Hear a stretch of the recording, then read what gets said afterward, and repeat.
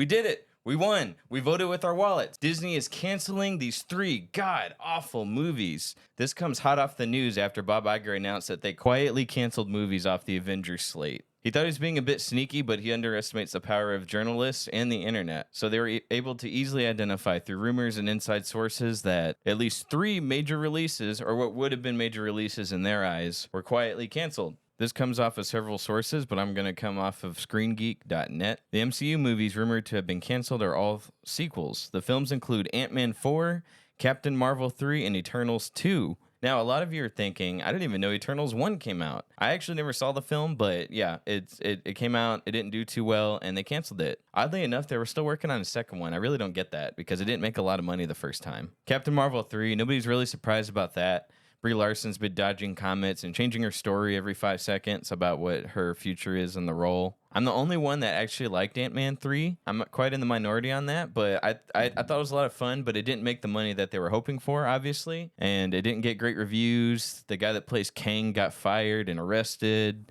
All sorts of that stuff going on. It's no surprise to me that they can't do anything for the 4th one. I don't know what the future of the Avengers films are, but I mean, it's looking pretty bleak. It looks like they're finally making those cuts and cutting back on everything that they thought they were going to do. At the end of the day, they really don't care what we think. They only care about what we vote with our wallets for. So us not going to see Ant-Man 3, and for sure the Marvels, they thought they were banking on that making $1 billion. That had like a giant budget of over $300 million. I don't know why though. They based it off of characters that nobody really knew of or cared about. And nobody even liked Brie Larson to begin with. The reason her first movie did so good, it did crack $1 billion at the box office, but it was sandwiched in between 2 giant releases. Infinity War, which was the Empire Strikes Back of our time, where it left us all in a big cliffhanger, clamoring for answers, wanting to know what would happen next. And then the Avengers film after that being Endgame, which cracked over almost $3 billion at the box office. So you take a movie, the first Captain Marvel was sandwiched right in between those and made a ton of money, over $1 billion. So it's no surprise to me that they thought they were going to pull it off again. But to be honest, her character wasn't famous to begin with, and then you take 2 side characters from shows that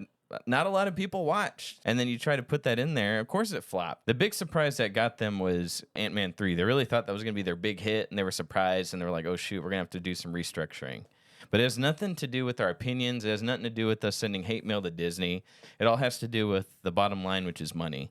And I'm just really excited that we're finally voting with our wallets. We decided that we want better movies. We want better shows, if any shows at all. We're tired of them just slugging out these low effort cash grabs that nobody wants, based on characters nobody wants. They took a bunch of side characters from Black Panther 2 and decided to give them their own movie or give them their own show, just stuff nobody wants to watch.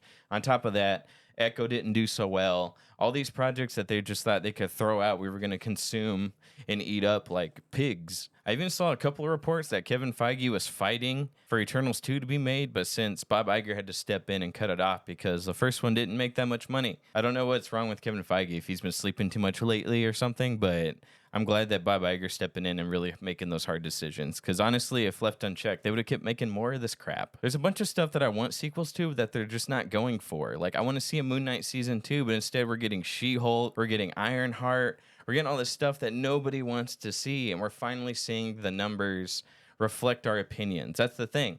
If the Marvels made a ton of money, they'd have made a 3rd one. Nobody wanted it. It sucked. It was boring.